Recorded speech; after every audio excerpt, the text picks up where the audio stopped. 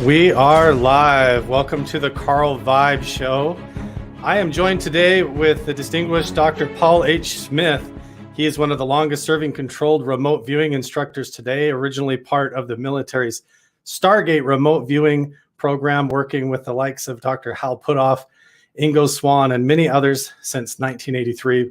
Paul has also authored books entitled Reading the Enemy's Mind Inside Stargate, the official Stargate program that the military ran using remote viewing, and a book about that, as well as the Essential Guide to Remote Viewing, as well as appeared on many television programs, radio stations, and films regarding the subject of remote viewing. And without further ado, let's go ahead and bring Dr. Paul Smith on board into the show. Paul, how are you doing today, my friend?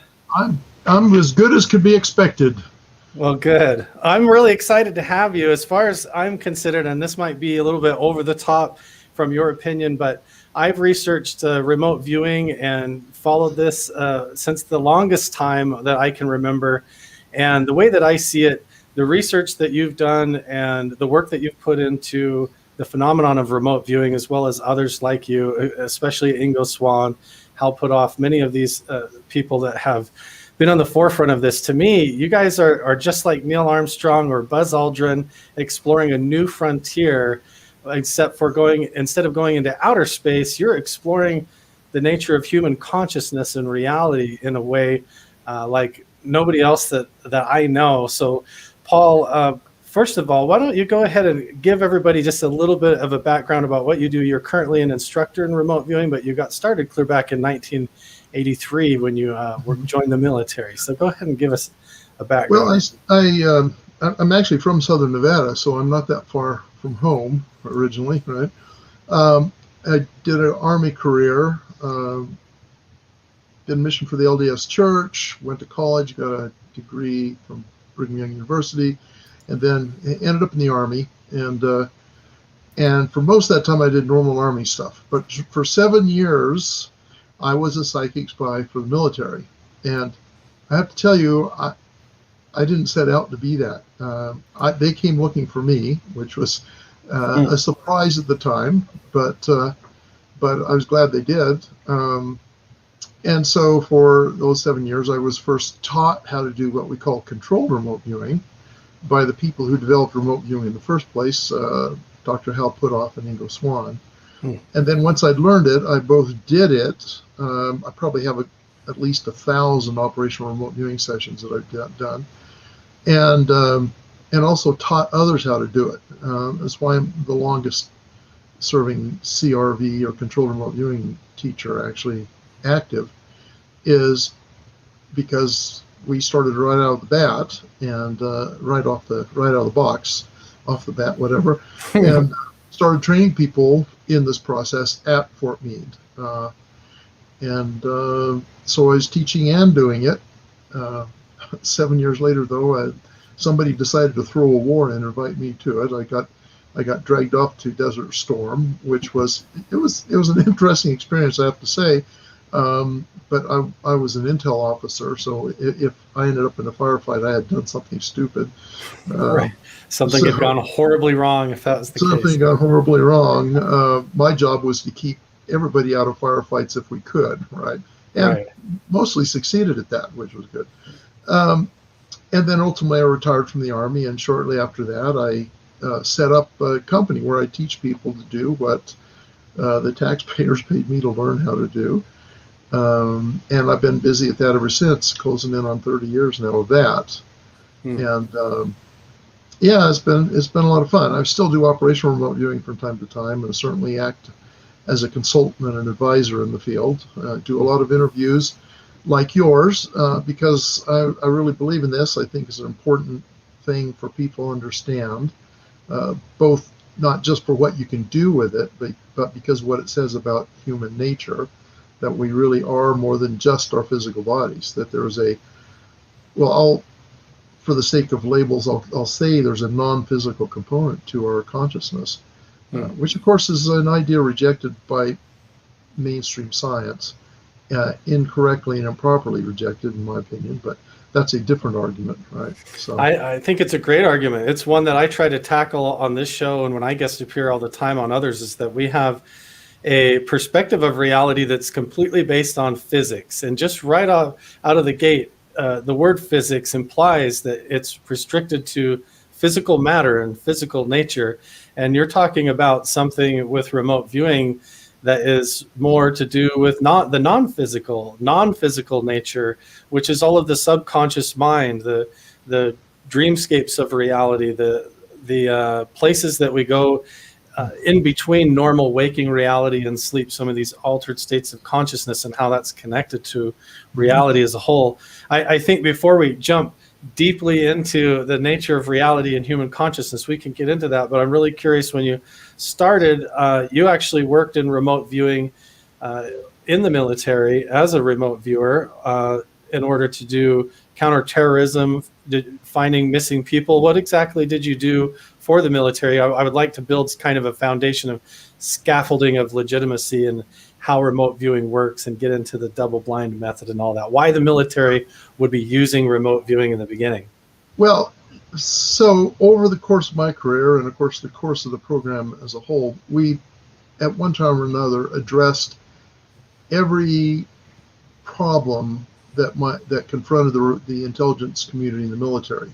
I won't say every particular case, but every kind of case, right? So we looked for, they sent us out to try and sent us out, that's a figurative speech, right? Right. They tasked us to try and find hostages in the Middle East, in the Bekaa Valley, the Westerners that were kidnapped by Hezbollah and others. And they tasked us to try and find out about new Soviet weapon systems, Chinese nuclear tests, deployment of troops, unusual things. They couldn't figure out what they were, get into denied facilities, science and technology sites that the Soviets had kept secret. We got into the war on drugs. We did a lot of taskings against various narco trafficking events and drug smuggling and that kind of thing. Yeah, just about anything that the military or the intelligence community or both were needing information on, we were tasked on. And sometimes we weren't maybe all that successful in some of them, but we were extremely successful in others. So this is the thing that when I tell people about it, particularly if I'm discussing with some scientist or even a skeptic, I'll say, you're right. Yeah, there were times it didn't work at all. And I say there were times when it absolutely did work, and actually provided useful, actionable information that did solve some intelligence community problems. Definitely. And those are the cases that I'm really fascinated in, is because of the nature of remote viewing and the fact that it is hard to validate and know exactly when you've successfully viewed a target and you've got useful, actionable intel off of that. There are measures that have developed over the years, like the double-blind method, or working as a team so that there's multiple remote viewers working together, and none of them know what the target is. Can you describe a little bit about how that method works to provide some of that background? Like, how do they ensure that the data that comes back off of the remote viewing session is something that can be compared to other remote viewers and maybe give more of a clearer picture of how that works? So there's two ways of discussing this. One is to talk about the protocol, and the other is to talk about the method. Okay. The method is the techniques that you use to employ or deploy remote viewing. The protocol is the conditions under which you do it. So it sounds to me like you're asking a protocol question here. Sure. What's the protocol for remote viewing? So in remote viewing, except in certain environments, generally speaking, you want the viewer to be totally blind to the target. In fact, that's almost universal. You want the viewer to be totally blind to the target. And there's a couple reasons for this. The trivial reason is that if the remote viewer knows what the target is, then any skeptic will come up and say, well, they're not remote viewing. They're just telling stuff they already know about the target. It turns out that actually, though, knowing what the target is or knowing too much about it in advance actually screws up the remote viewing. because what happens is what the analyst wants in an intelligence scenario, or even in like a police case or whatever, what the analyst wants is to know what they don't know about the target, right? That the goal is to collect information that isn't known. But if you know what the target is up front, the problem is everything that you already know, everything that you can guess, everything you can infer, any speculations, all that stuff is going on in your head all at the same time. And the signal that brings the real information, the unknowns, into your mind, it's so subtle that all of this racket going on, of the guessing and the speculating and the already knows and all that kind of stuff, that smothers the signal. You can't. It becomes very hard to distinguish what the new stuff is from the stuff that you already have in your head. And so having the viewer blind to the target, not having any idea what the target is very helpful in eliminating a lot of that, what we call mental noise, and it allows the very subtle, the very nuanced signal that is present and trying to make its way in, allows that to come through a lot more cleanly and with a lot less interruption. So it serves a very important and very valuable purpose, that the viewer does not know what the target is. Now, the question always comes up, well, how do they then know how to go to it? We can talk about that in a little bit maybe, but let me talk about the rest of the protocol first. The second thing is, you want, in most cases, you want any persons associated with the viewer to be blind to the target as well. You don't want them to know anything about it either. The reason for that is there is this issue of nonverbal communications, or even slips of the tongue or whatever. Somebody who knows what the target is, particularly if they're inexperienced with dealing with remote viewing, they could easily convey information to the viewer that isn't derived through, if we'll call it psychic means, through extrasensory perception. So you don't want them to know, because that's also a form of noise. First of all, it may give you a false positive if the viewer comes up with a piece of information that occurred to them because of some nonverbal action on the part of the person opposite them. So this would be like the tasker knowing that it was the Eiffel Tower in France, and as he hands you the envelope, even though it's sealed, he's like, "Oh, oui, good luck, monsieur," and he's bleeding over some hints to you. That kind of ruins the scientific method and also creates. Now that would be way more obvious. Than right, I'm being really. Usually, the conveyance of information is a lot more unconscious than that, right? Right. Still can happen, right? Okay. So we want to guard against that, and for a couple reasons. First of all, the information that monitor conveys non-verbally may not actually be helpful to what they really want to know, right? It may also serve as a kind of noise effect. So you want both parties to be blind. Now, of course, if we're doing a science experiment, it's even more crucial, because you have to eliminate all possibilities of leakage, non-psychic, non-ESP leakage into the experiment, or then it throws the experiment into question whether it's legitimate or not. I want to add, this is not unique just to remote viewing or ESP kinds of experiments.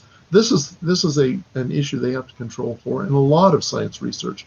That's why there's a lot of double-blind protocols out there, even in medical science and that research and that kind of thing. In fact, it was actually the parapsychology field that pioneered this double-blind protocol, and the rest of science has pretty much picked it up in those settings where it's important. So it's a very valid and a valuable technique, both as a research protocol, but also in terms of collecting verifiable, useful information about a target in an ESP environment. That's fascinating. So the double-blind method not only is effective in validating the results, especially when you have multiple remote viewers that all don't know the target. It's 2 parts removed for them to even know what would be in the task or what the target would be. But not only that, the method of not having all of that jumbled up in their mind with preconceived ideas or imaginations or analytical overlay going on, it's better for them to be more open and Zen-like going into it. So what can you describe very specifically what that double-blind method would look like in a typical remote viewing session, so that people get an idea of, okay, so let's say there's a building in Russia when you're part of the Stargate program. They want to see what's being manufactured inside this building. They can't see inside. So they task a unit of remote viewers, you guys and your team, to basically look at this building that's maybe building something inside, manufacturing. And you don't even know that, where it could be, even that it's maybe even Russia, even. You may not even know that. So maybe take us through that. Yeah, so first off, the people who want you to do this will know a lot more about this than, like they'll know where it is, they'll know what it looks like. They may have satellite photos of the roof if we're talking about a building or a facility, right? Okay. They just don't know what's going on inside. But what the viewer knows is nothing. Okay, so an example of this might be, so in the early days when we were doing this, we actually used geographical coordinates. Okay. So latitude and longitude to target the structure. Now, this is long before Google Earth, so generally speaking, unless you had some kind of map, you wouldn't really know where the coordinates pointed anyway, right? And even then, even with a map, it might not necessarily be helpful. But there was some concern about coordinates. One was that all the remote viewers really did was memorize what was at the end of all the coordinates, and then when you came in and gave them a tasking, they just knew what was already there. That was an argument from some of the critics and skeptics. Other than the fact that since there are literally billions of possible coordinate combinations, and really infinite number, but billions as far as Earth coordinates are concerned, it would be more of a miracle to be able to do that than it would be in a remote view, I would think. So, but the bigger issue was it was a mental noise issue, because after a while, viewers actually tended to get a kind of concept of where different coordinates pointed. For example, we did a lot of Soviet Union coordinates. After a while, you know that it's pointing to somewhere in the Soviet Union or maybe Latin America or whatever. And so when you got a Soviet coordinate, then you'd start imagining things. Oh, it's Siberia is cold and snowy, and there's wolves out on the steppes, and there's pine trees, and maybe it was a little snug laboratory in downtown Moscow. But you had this noise going on. So they realized that the coordinates were not helpful. They were actually problematic. So they introduced what they called encrypted coordinates. And all this really was a random number that was linked by the tasker to the intended purpose. So we'll use the Eiffel Tower example. Let's say when in a training environment, I want a viewer a student, we'll call him a student, to remote view the Eiffel Tower, okay? So I don't tell that student remote view the Eiffel Tower. What I'll do is I'll write down, and I like to use this number, 8675309, okay? 8675309 equals remote view the Eiffel Tower. And then, speaking kind of symbolically here, I tear the sheet in half. I give the viewer 8675309. The viewer never sees the remote view of the Eiffel Tower half of it. So I'll tell you very briefly what I think is going on here. So the viewer gets that number, 8675309, has no idea what that has to do with, because there's no content to that. There's nothing in there that says Eiffel Tower, right? So what happens is their subconscious, which appears to be the thing that links or connects us to the greater universe. I don't know, there's lots of hand waving you could get into here, but somehow links us to the signal. The viewer subconscious goes out into the universe, scouts around for what that number 8675309 was linked to. Now, if we actually use that number, they find a song, but we won't go there, right? So they find the number stands for, the subconscious finds the number stands for remote view of the Eiffel Tower. Now, the conscious awareness, the one where it appears to be doing all the work but really isn't, doesn't ever become aware of that to start with. So, but the subconscious then directs this viewer's subconscious attention to the target, and then the viewer, through the process that I teach them, brings the information, the relevant information, up into conscious awareness, where it can be objectified, where it can be put out on paper and verbalized and made available for other people to understand. And then it goes from there. So the in the envelope or in the tasking folder, it would have specific details like, we want to know this information about the Eiffel Tower, exactly what's in the briefcase on this platform or something like that, look inside there. But all you would get is like an 8-digit code that was randomized and put on the outside of the envelope. And then that's maybe emailed to you and you get the 8-digit code, and that's what you have to go off of. And to me, that's fascinating because numbers are such a left brain intellectual side of things. But when you begin the tasking, there's a lot of methods where you start out drawing those numbers and then it sort of tails off at the end into more of an artistic, ambiguous drawing on the paper or on the dry erase board that suddenly fall into the subconscious or into that visionary realm, and that gets caught. Or like fishing, you suddenly catch a signal, like going into the static of the frequency of reality and then finding that target number emerge out of the ether, and you sort of see it or visualize it. Can you talk about what that sort of feels like or how you perceive that as you go through that? Or first, I want to say I really like that phrase you use, frequency of reality. That would be an awesome rock band name, wouldn't it? It would be, right? Yeah, so first I want to comment, yes, numbers are, speaking very simplistically, but still with some legitimacy, numbers tend to be left brain resident kinds of things, right? They're processed in the left brain. In this case, I'm not so sure the left brain has much to do with it. It recognizes them, obviously, but they really act as kind of a symbol in a way, a symbol that links the viewer to something else. It doesn't matter. You could have an equation, 2 + 2 = 4, and the viewer wouldn't even care. Almost like a Rorschach ink blot. It's just like a symbolic trigger that allows the mind to open up. And I call it the kind of a ready, set, go thing, right? It's like ready, set, go, and then you go, right? Now, who knows? Right? We are far away from being able to delve into brain functioning and figure out what's really going on with this. But I think, at least from my experience, is that it really isn't cognized as a number, but more as just a connector to what the intention is, the tasker's intentionality of the target. So what happens when you get it, you write the number down, and then you make what we call an ideogram. And again, we're talking about a specific kind of remote viewing called controlled remote viewing. It happens to be probably the most common one in use out there right now, but there are other modes of remote viewing that don't involve going through this process.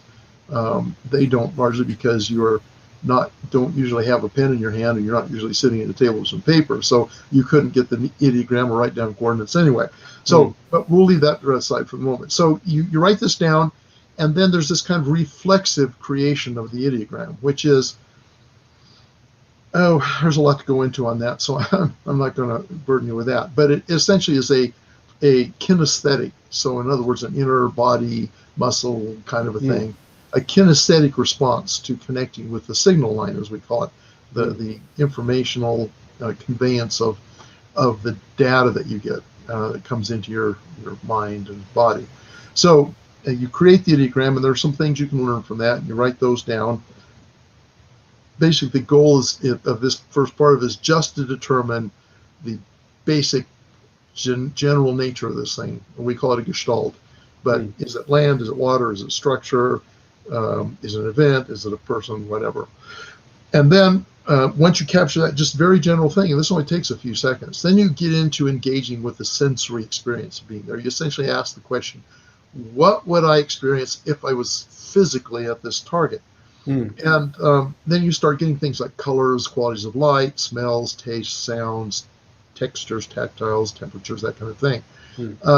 And here's an interesting, I don't know if it's exactly a paradox, but an interesting feature of this, and that is, we talk about this being remote viewing as being a subset of extrasensory perception. There's a lot of different modes of extrasensory perception out there, from like psychometry to dowsing to clairvoyance, to all of these different things. Remote viewing is one mode of exercising extrasensory perception. Extrasensory perception actually literally means without the aid of your senses, right? People get confused. They hear the extrasensory, they think that means you got a sixth sense. That's not what it means. It doesn't mean you've got more than one sense, you're more an additional sense. It means that you're doing this bypassing your senses. Your senses, your actual physical senses, aren't connected to the process. Right. And yet, here's the puzzle. when you start to perceive the target, it's as if you have a sensory connection. In other words, you perceive colors and shapes and tastes and smells and sounds and all that stuff.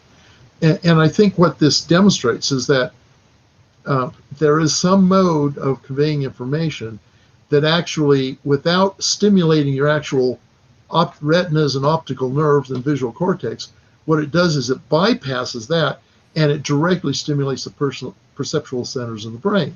And so you experience this as a sensory experience, even though you're not seeing and smelling and tasting and touching in a real physical way.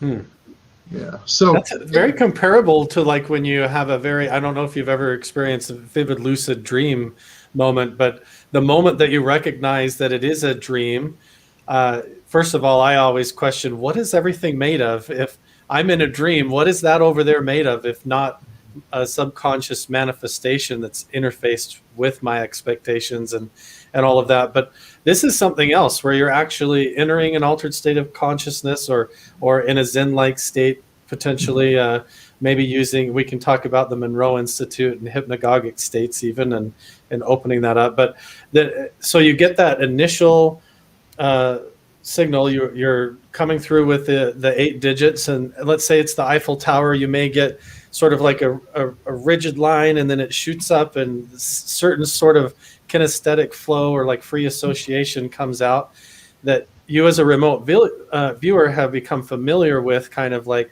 oh, this feels like a structure, it feels rigid or vertical, it feels man-made, and then it maybe quickly falls into that second level, like you're saying, where the synesthesia or sort of the being there-ness sort of sets in a way where you're feeling maybe the humidity or the weather a little bit, and sort of sensory, but it's not like directly seeing it or feeling it. There's just sensations. Is that what you're describing? Is that accurate? Yeah, I describe.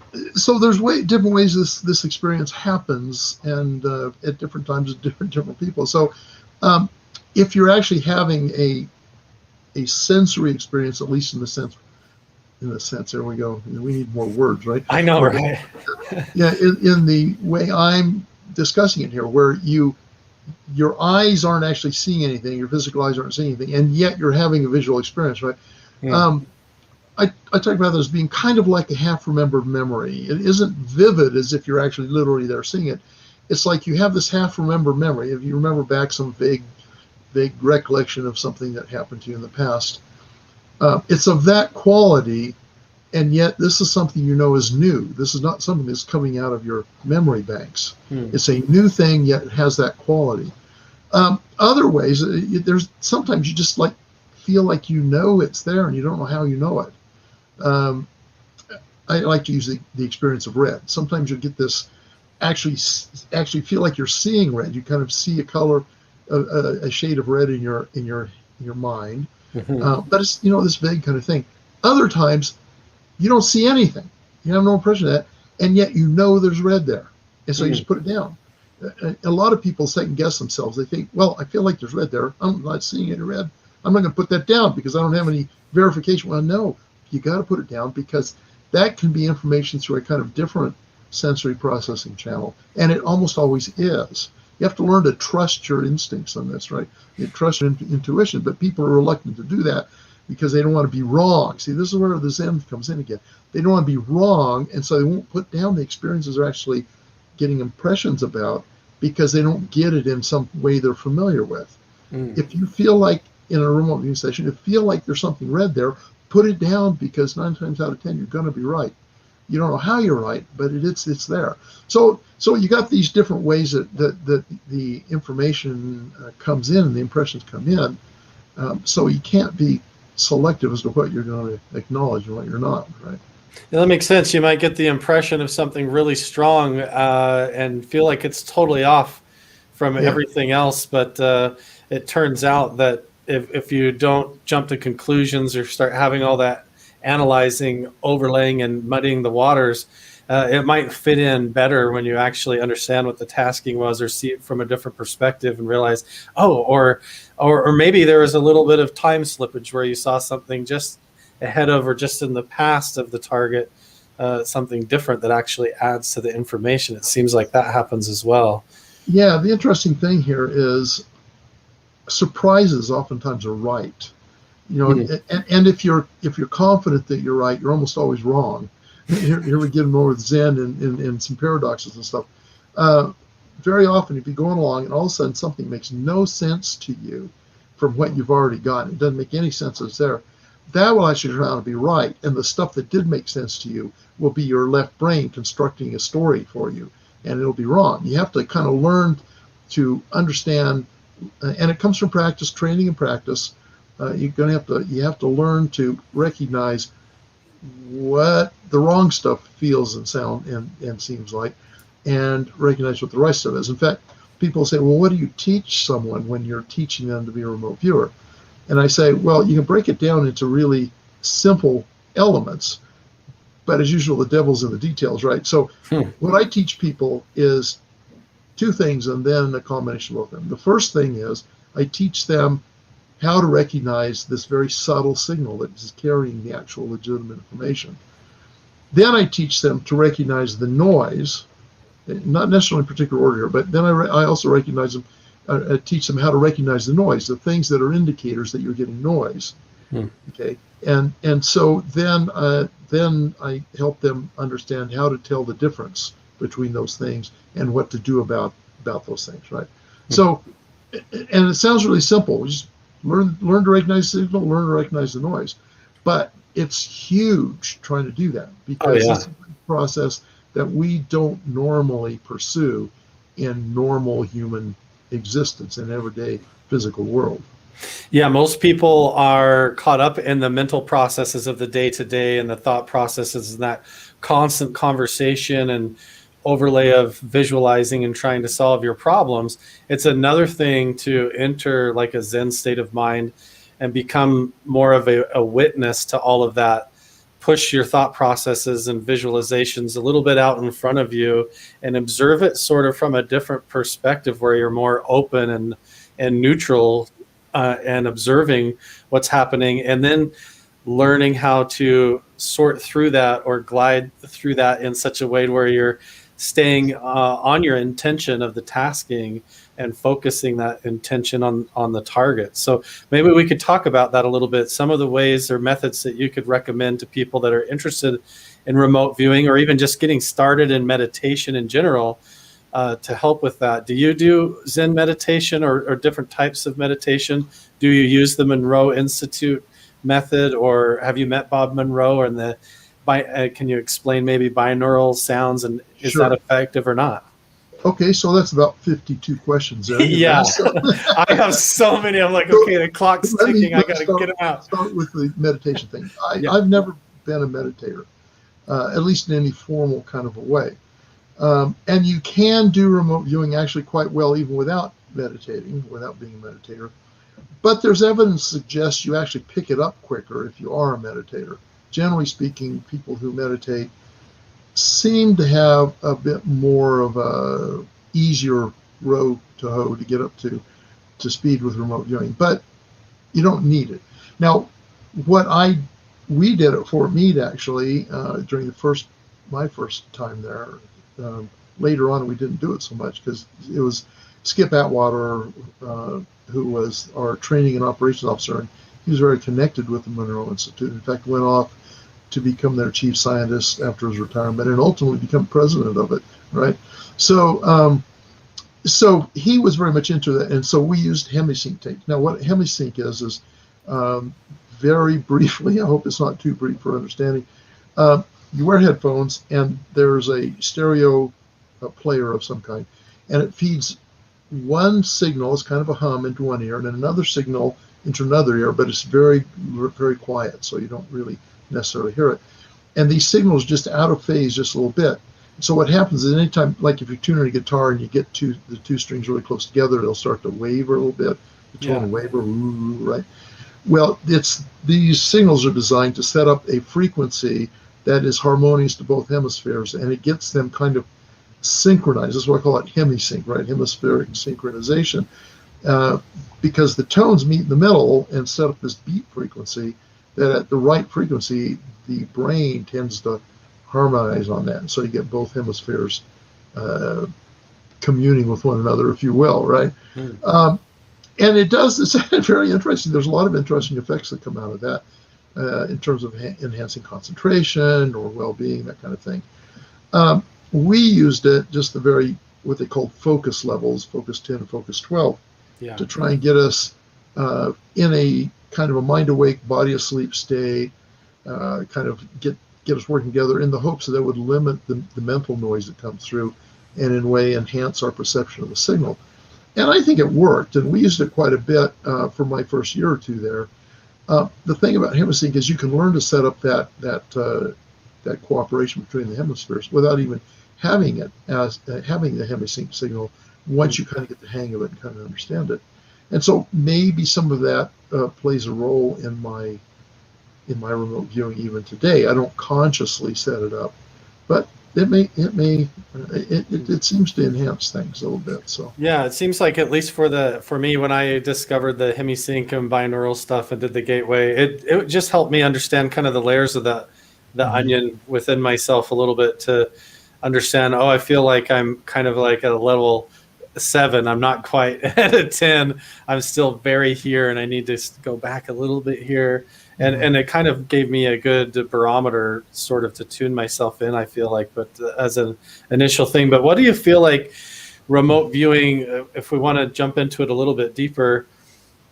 So if you're able to actually accurately perceive and validate a lot of times these target locations, only knowing coordinates off of a tasking, and then compare it to a whole team of other people and find out that 5 or 6 or maybe 10 people in the group all seem to have remote viewed and gathered and compiled information that feels accurate.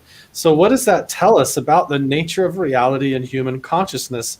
Maybe not being trapped to the wet works of the brain and inside the skull, but having a connection outside the body, like you said at the beginning of this interview,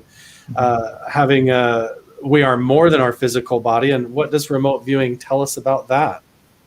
I think the process and the results that you've discussed are still ambiguous in terms of what it tells us, but it lessens the ambiguity dramatically from what we normally understand. So first off, the fact that you have multiple remote viewers remote viewing the same target, and they end up with results, reports from them that seem to tie into the same target.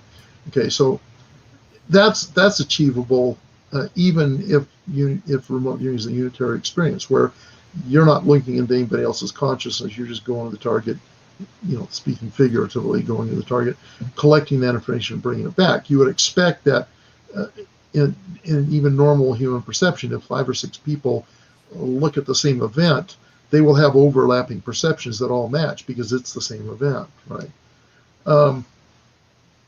Interestingly, in the same way, remote viewing results won't be identical across the board. Each viewer will have perceived the target somewhat differently from a different perspective, just like 5 people watching the same accident will see some things in common and confuse other things. Like one person, it's a red car and it's actually a white car, and another person thinks it's blue. You see these kind of things. We call the witness effect. That we don't see things, we see the things, we always see the things exactly the way it is, but we interpret our experience differently, right? And that happens in a remote viewing setting as well. The fact that we can actually, though, produce legitimate, valid information about a target that's potentially on the other side of the planet, and we have done that, right? That is on the other side of the planet, or in a secure facility which nobody has any access that we are connected with. That does say that the perceptual aspects of our consciousness is not restricted to the insides of our skull. That in fact we do seem to have this ability to transcend the normal restrictions of the physical existence, at least mentally, and perceive and experience things that in normal physical existence it's impossible to do.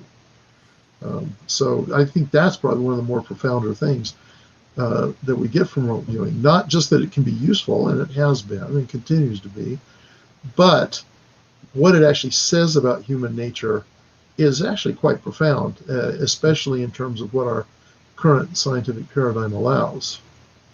I agree. It seems to speak to and indicate to the nature of non-local human consciousness, meaning that just because we're here in a physical body as a point of reference, our subconscious and actual consciousness and the abilities of us as a living entity actually transcend that. In a way, we're already interdimensional or extra dimensional, and we don't realize it in infancy in a sort of way. And that's why I consider people like you pioneers of and explorers of this field, because if you're able to view places outside of your own body, not only on the other side of the planet, you're talking about a different time as well. And we see this a lot in remote viewing, as people remote viewing trying to predict things in the near future, or remote viewing a target and realizing that they've got data from the past or something slightly alternate. So does that mean that our concept of time in the past and the future is maybe not linear like we think, and it's more like a solid state drive, and you're able to arc your consciousness around and read the hard drive of the infinite of what all possibilities and look at it at a particular point of view? What do you think it tells us about space and time in that sense? Well, as Einstein said, well, allegedly said, I'm not sure he actually said it, is that time exists to keep everything from happening at once, right? Right.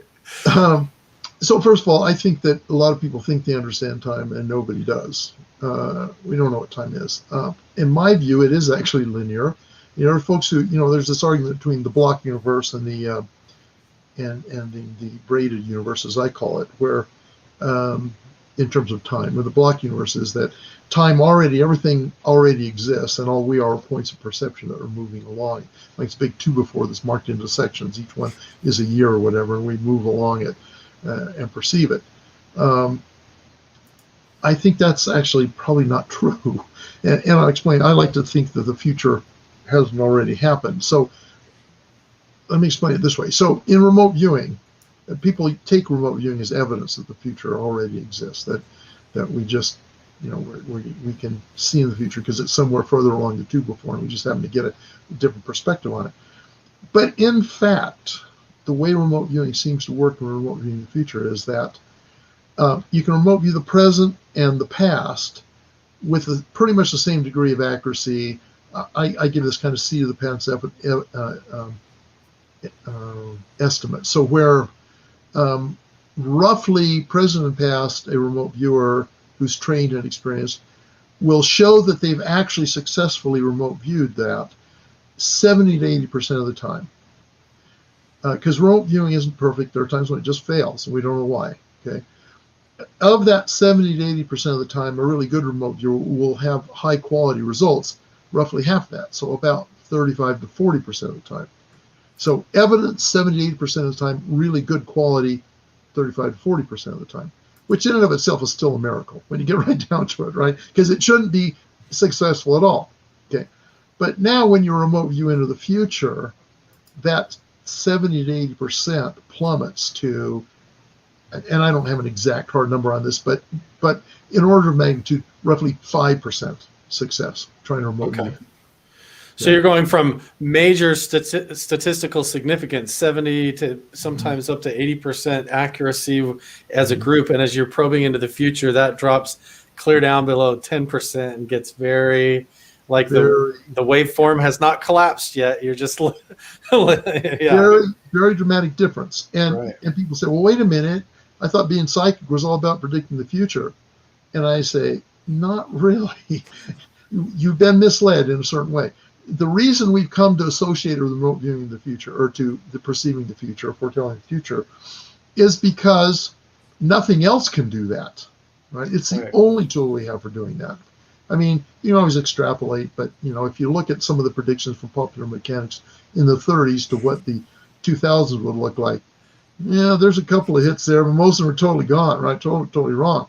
Yeah. So we can extrapolate, but that's not the same thing. Here we're trying to claim that we can actually see into whatever seeing here means, see into the future, and essentially get information in the present from the future. And yet, it doesn't seem to work very well. Okay, so it's come to be associated with being psychic is telling the future. Well, what, and sometimes it does, right? But what people forget or aren't aware of, that you don't report the times it failed. You report only the times it worked. Mm-hmm. And so you hear all these success stories, but if you go in and if you were able to then collect all of the failure stories as well, you'd find that maybe 5 out of 100 are success stories and 95 out of 100 totally didn't work. You didn't get any stuff about the future. Okay. And there's a long discussion about that. But the evidence from remote viewing tells me that the future does not exist. That it is, if you get it right, it's usually because the future you do describe is something that is going to come true in the near future, and it has a deterministic cause. It's something that is going to happen no matter what happens, right? And generally you can tend to remote view deterministic things that are directly determined by what's happening now in the future. The things that are really hard to remote view are the things that aren't deterministic, usually involving human intentionality, human choices and stuff. So that's an indicator to me the future doesn't exist. Now, people will bring up the notion of associative remote viewing, which maybe you know about. Associative remote viewing is a way of predicting, like if a stock price is going to go up or down, or if one team or another is going to win a sporting event, so you can bet on it. Or invest in the stock or sell. Like Daz Smith and those guys do cryptocurrency predictions and things like that. Right. What's the future? Future. They're not looking for the price. They're looking for if it's up or down and magnitude if possible. Right.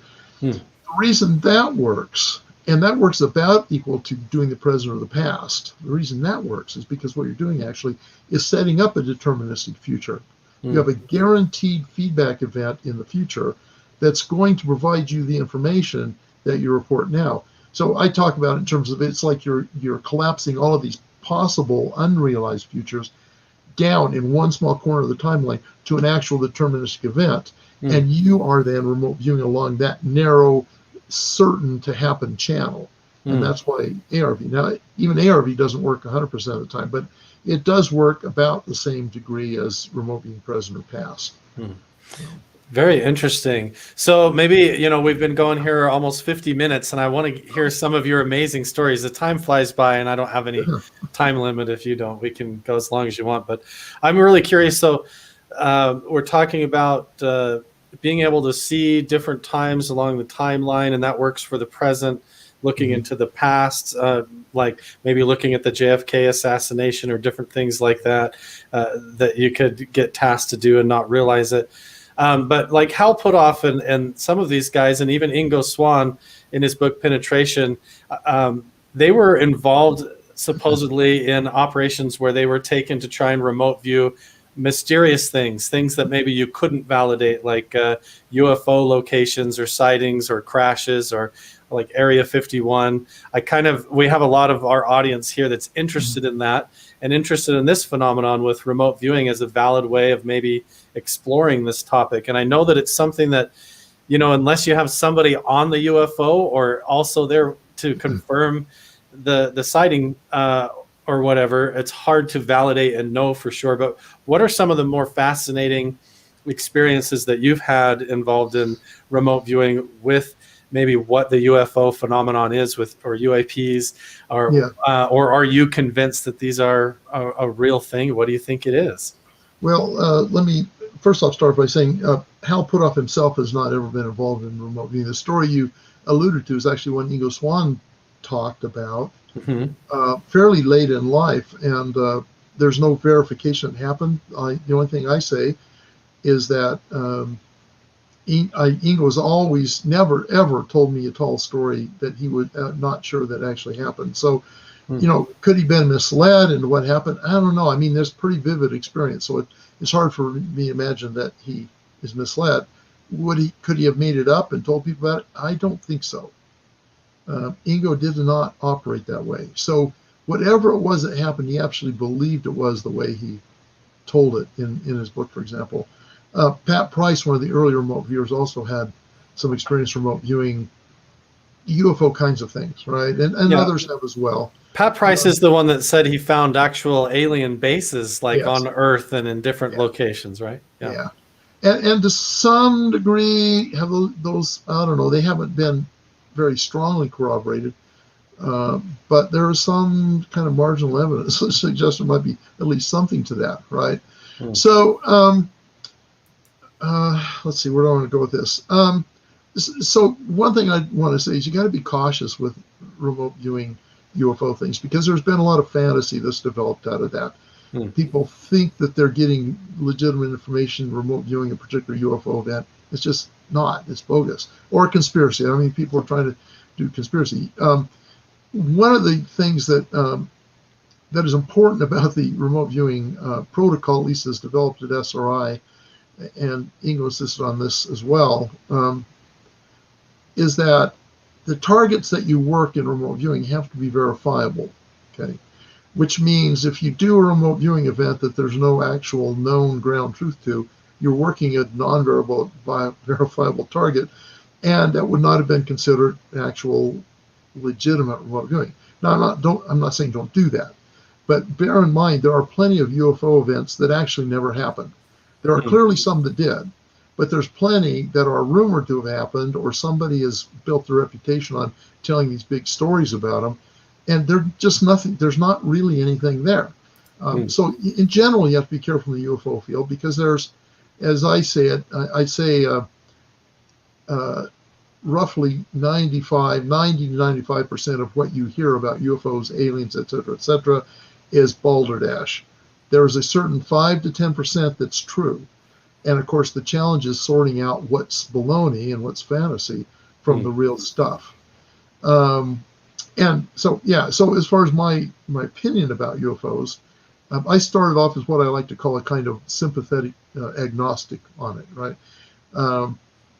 As you're aware, so I belong to the only Christian denomination that actually believes as a point of doctrine that there's intelligent life on other planets. Okay?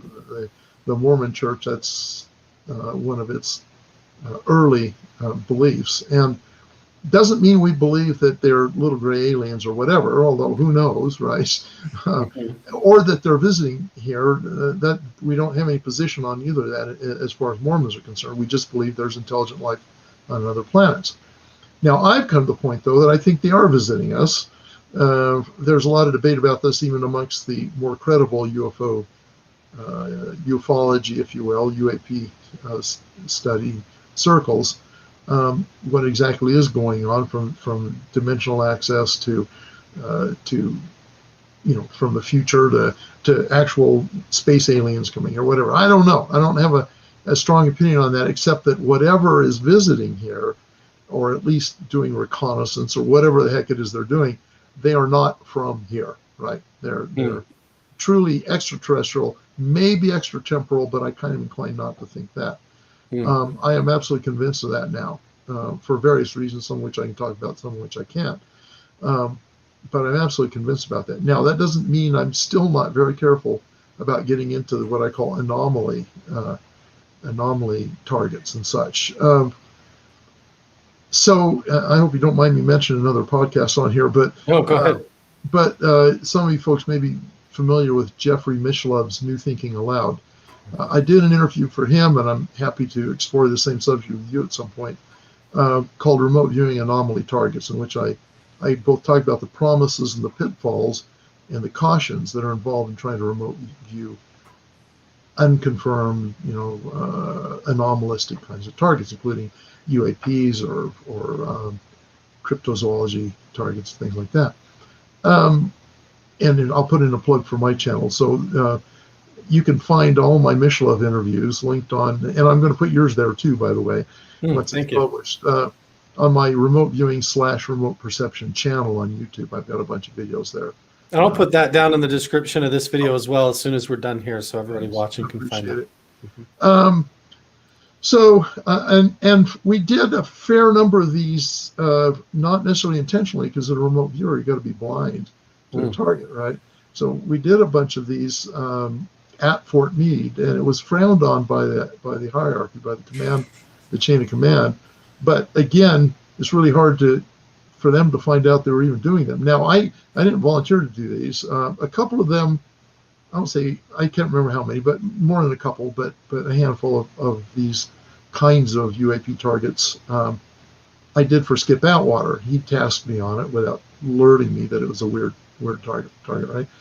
And those I kind of trust because Skip was very careful in the protocol. He was very cautious and didn't have agendas. He was had a very neutral mindset on these things, didn't know what they were, was going to give it a try. So those I felt pretty good about. Folks out there are probably familiar with Ed Dames, and he worked us on a whole bunch of these, and I'm less confident in the data that we produced in those because Ed was not nearly as careful as Skip, and so I have some issues with those.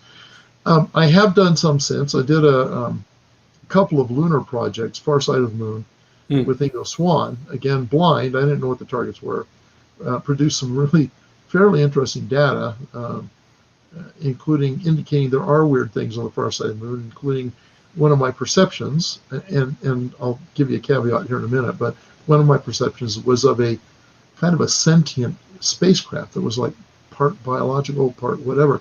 This was long before, of course, those things showed up in Stargate, the Stargate series. What was it? Stargate Atlantis. Like living conscious craft themselves. Yeah, huh? they were partly artificial, partly biological, right? Wow.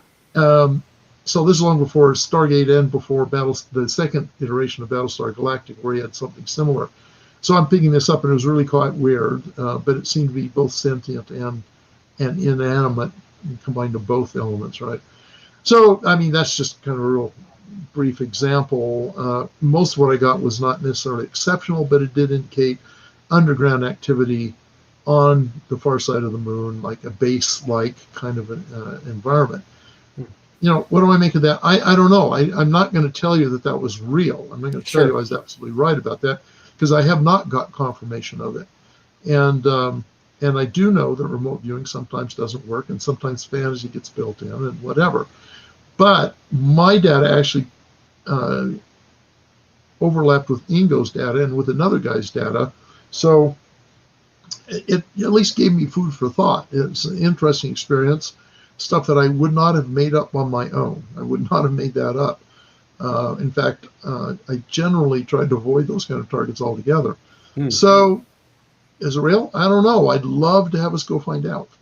Yeah, so like Skip Atwater, somebody, the tasker, they give you the target and the 8-digit numbers, double blind. You have no idea that it's the far side of the moon, the back side of the moon. For all you know, it could be somewhere in Arizona or somewhere down in Mexico or over in Russia. Which is actually what I kind of thought at first, because I'm getting this terrain that has no plant life on it. It's just these rocks and piles of stuff and really kind of craggy, jaggedy kind of mountains, and that's what I'm getting. I'm thinking, whoa, this place is really austere, you know. At some point in that session, my recollection, I have to go back and look to be sure, but some point in that session, I realized there wasn't any air there, and so at that point, I started thinking, oh, this is not what I thought it was. I'm off-world somewhere. How about Mars? Have you ever been tasked and didn't know it and looked at Mars? I have a couple of Mars sessions in the database. I don't think mine were particularly exceptional, consistent with there not being anything there. So other than what we perceive as being there presently, I'm not ruling out the possibility there might be some artifacts and stuff, and maybe even some kind of base. I don't know, but I'm also not ruling it in. To me, the court's out. And if I had to say, I absolutely believe one or the other, I'd probably say I don't think there's anything there. But that's based on a very small data set. So, I'm not confident about saying anything about it.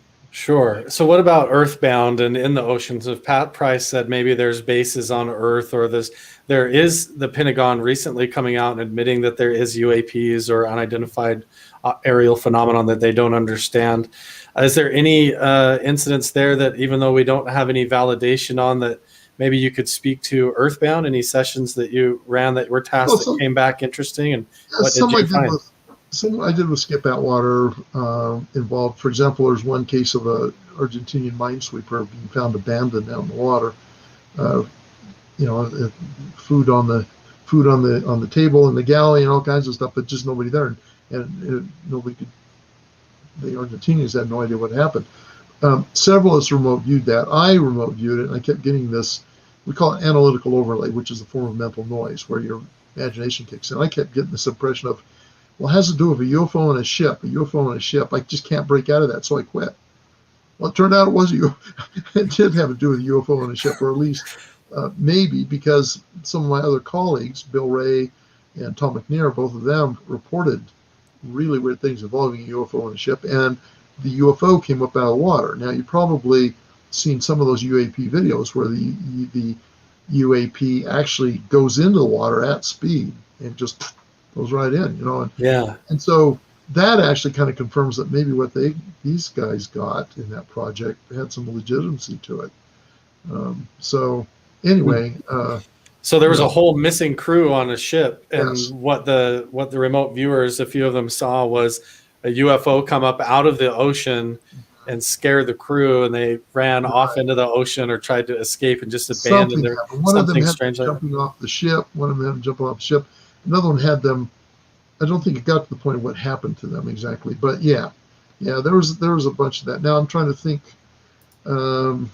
I wrote that up once for UFO magazine, which I don't think exists anymore, so you probably can't get the back issue. But yeah, so I mean, there's strange things out there. I've come to actually believe the UAP phenomenon is real, and that they are not from here. What not from here means, right now I'm defaulting to extraterrestrial, from probably outside of our, certainly outside of our solar system.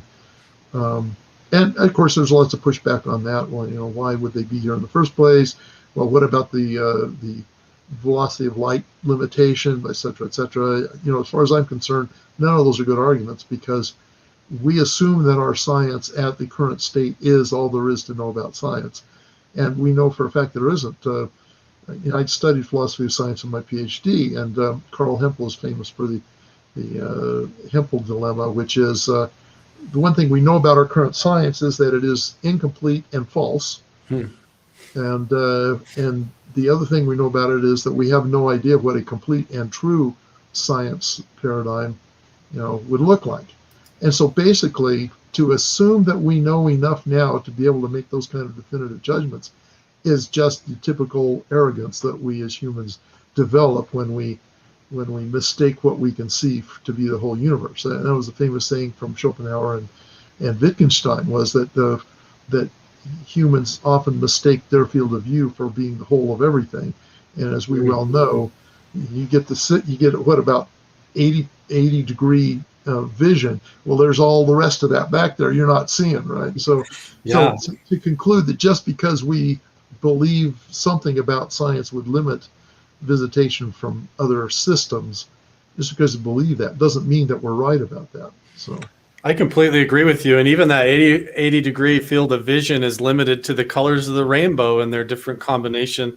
We have the limited colors of the rainbow, and then below the color red, you have to look into the infrared spectrum, and above blue, you have to get into the ultraviolet out off of purple.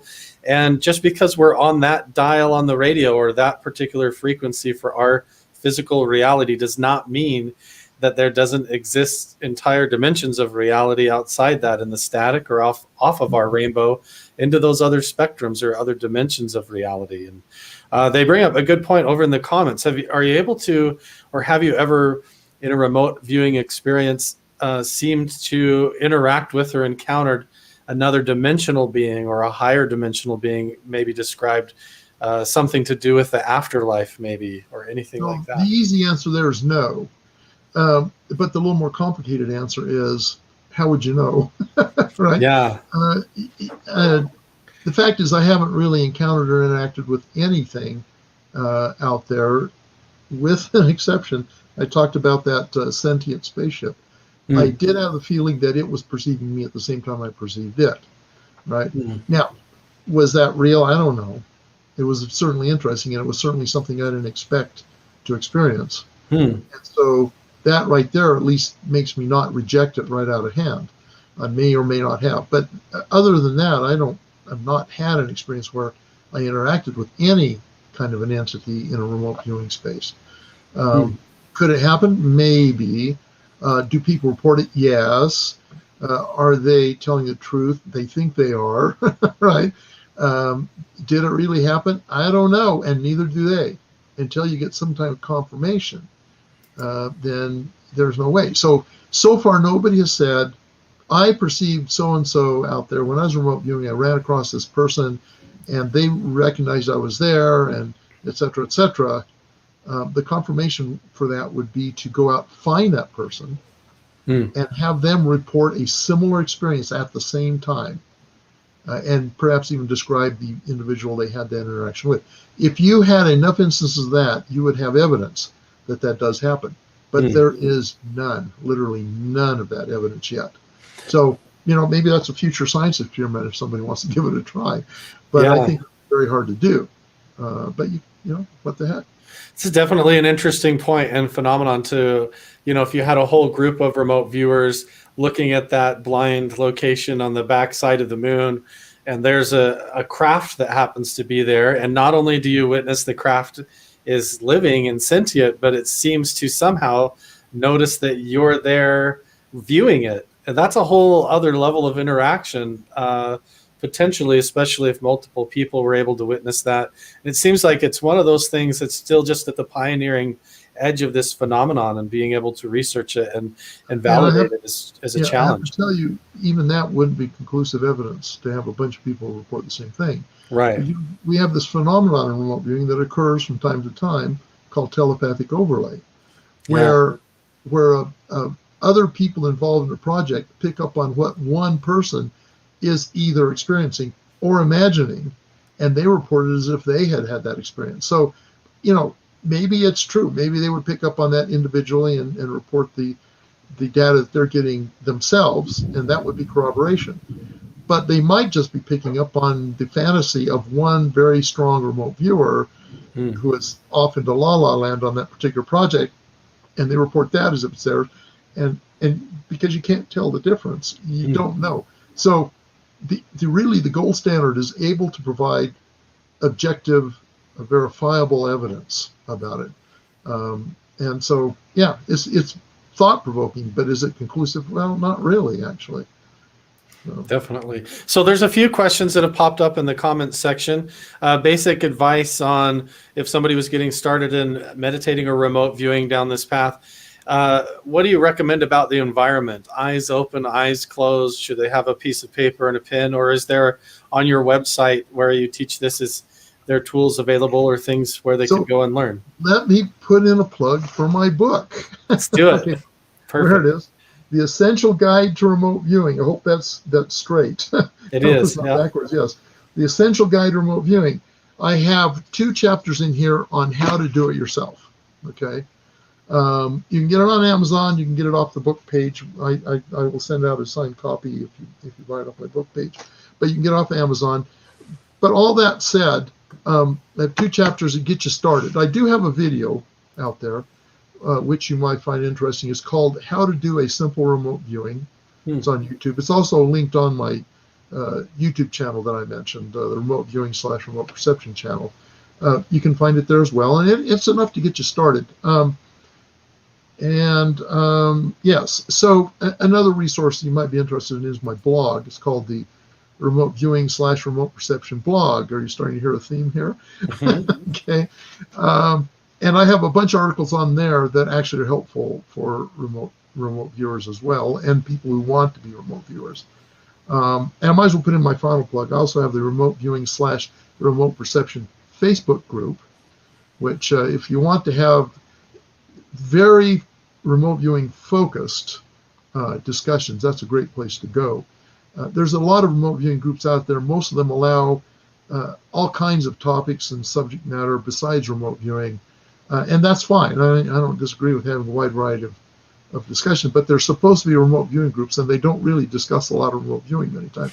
My group, that's all we talk about is remote viewing, as long as it has a remote viewing connection. So that's great. That's enough advertising, right? And any more plugs, again, for your books or any other books that you recommend people get that like to read? I know my mom loves to read, and she's going to watch this show, probably go get all the books. So what would be like if you said, here are the books that you need to get? You've got the 2 books that you've written. Yeah. Any others that you would say are just standard works in the remote My viewing second field? book, by the way, and my first book actually was Reading the Enemy's Mind. You might find that interesting too.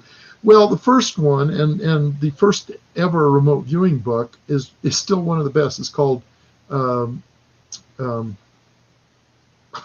gee, I can't believe, by Targ and Puthoff, Mind Reach.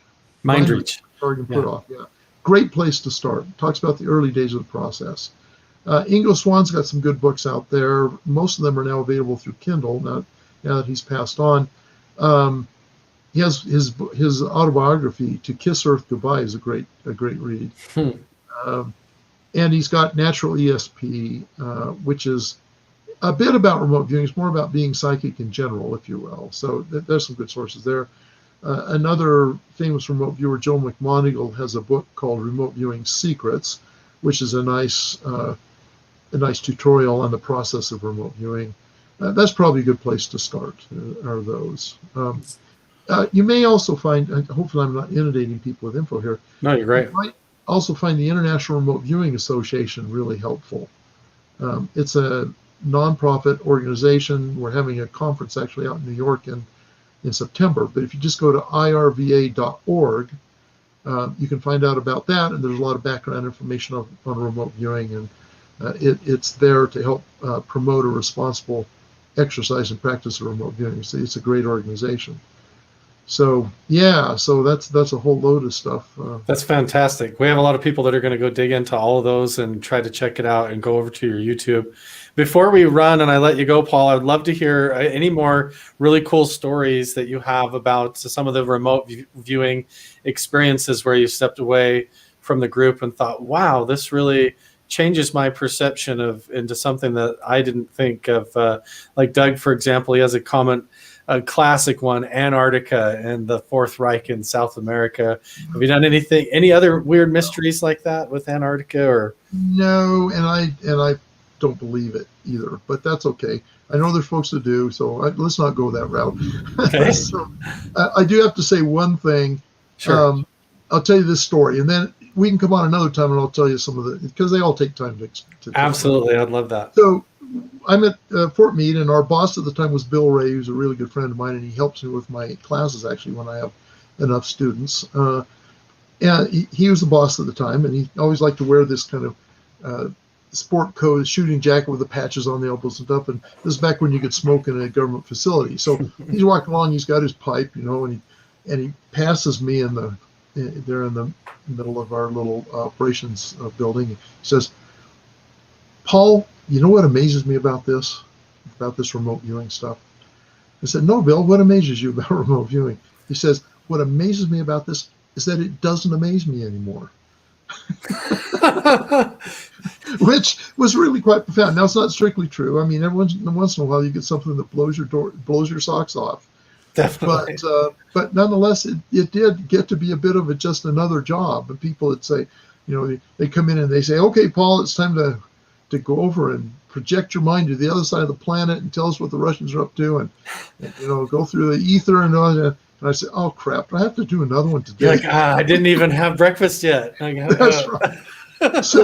So it is interesting that even this can be commonplace when you get involved in it a lot.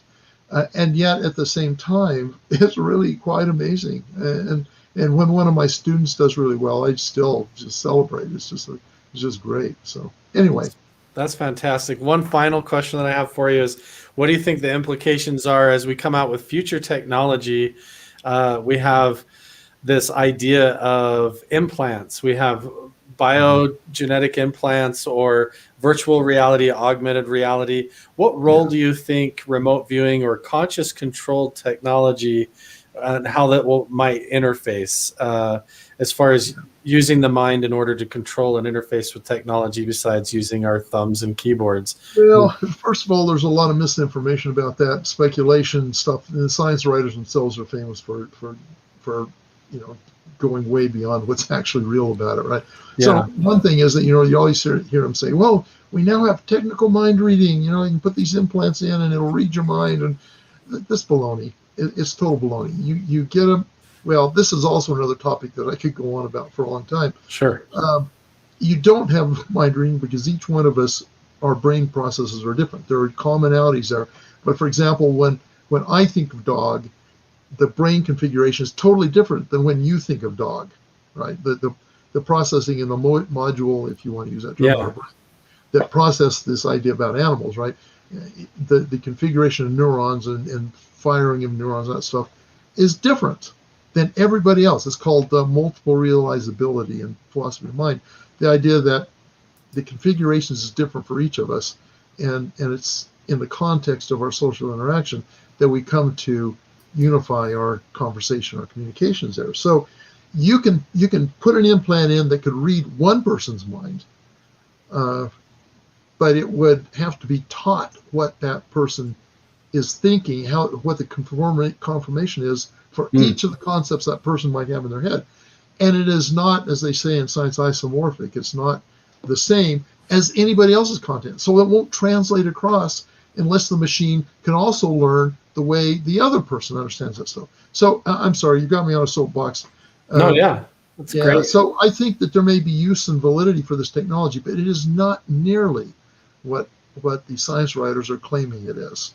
And it's not a threat, in my opinion, to our privacy of access, the thing that keeps us able to keep our thoughts to ourselves, unless we voluntarily allow a machine to learn what our mental processes are. So anyway, sorry, didn't directly answer your question. Save the rest of that for next time. It totally did. I have a friend of mine, Mcmonegle, who has a show called The Singularity Lab, where he talks about nothing but stuff like this, the future of technology and consciousness. And so I think it's a fantastic topic, and I would definitely love to have you back on sometime, and we could talk about that, dig into more of the techniques involved, some of the experiences, and we could even have a whole show where we just did story time, and I could listen to you tell remote viewing stories for hours and probably be fascinated with some of those. What you need to do is bring your tech up to Cedar City. We'll go over to my training office and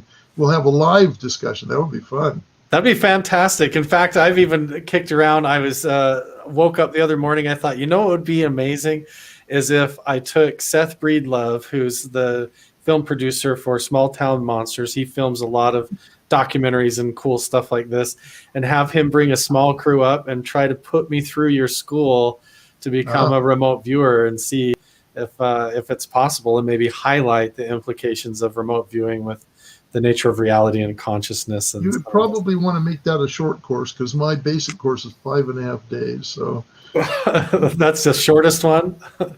No, I can do it. I mean, I don't know if you've seen the film Superhuman. Mm-hmm. Yeah, so I did a short, and also with Rob Lowe, and I taught Rob Lowe and his kids, right? I can teach a few hour course, which is just the very down basics, of doing it, and you'll have some success. To learn the fully leaded version, though, is a lot more work. So. See, I could come and check myself in like a rehab clinic for a month and see what happens. Some people would think you'd have to check yourself into a rehab clinic afterward. Right, probably. Well, Paul, I appreciate your time so much. I know that it's valuable, and that I just wanted to give you the opportunity to be able to answer some of the questions, clear up some of the validation questions and skeptical approaches that people have, and then tell some really cool stories and get people interested in it, find out where they could find you. Well, if you capture some of the questions we didn't answer here, they could always be fodder for another show or something. So whatever, go ahead. Absolutely. Yeah. So, Paul, we'll have you back. I want to appreciate your time and everybody for showing up in the comments over here. We're just getting this Carl Vibe show kicked off and rolling, and I consider this like one of the biggest guests, A-list guests that we've ever had on here, and great questions and comments. And Paul, thanks so much. Make sure and check out the link down in the description below, and find Paul and all his work and books online. I'll post the links as well. And we'll see you guys in the next one. Thank you so much. Thank you. It was awesome.